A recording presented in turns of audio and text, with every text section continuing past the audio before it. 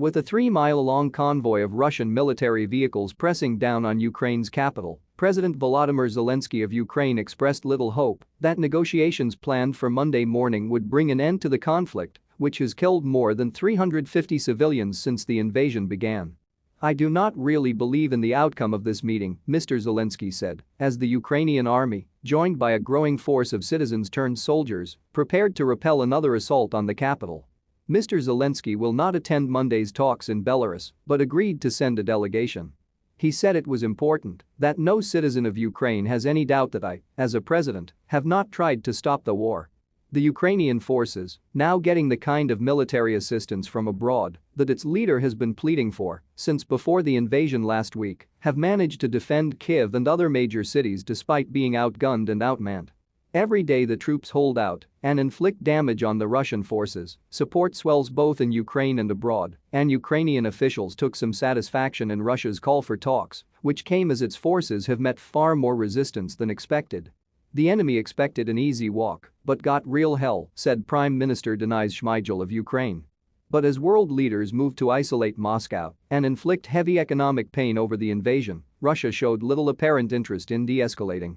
International military experts also cautioned that Ukrainian forces are spread thin, with only limited ammunition, and that thousands of better-trained Russian soldiers have not entered the fight.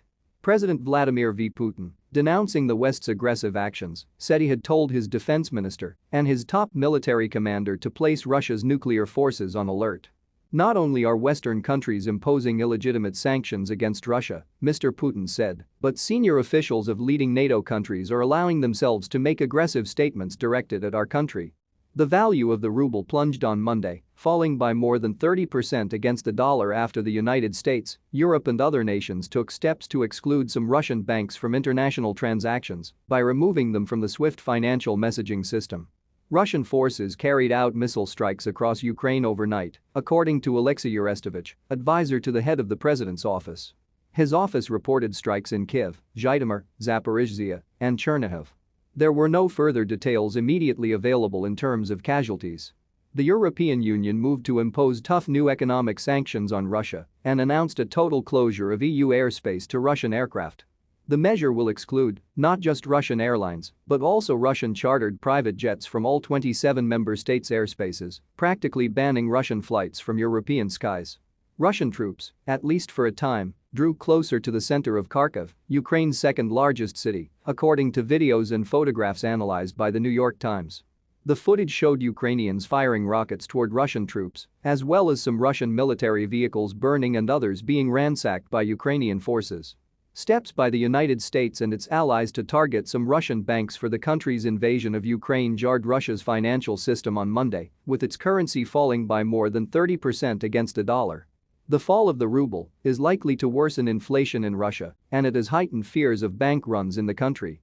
Russia's central bank said over the weekend that it would support Russian financial institutions that had been hit with sanctions and that banks would continue to be able to carry out transactions in rubles in foreign currency.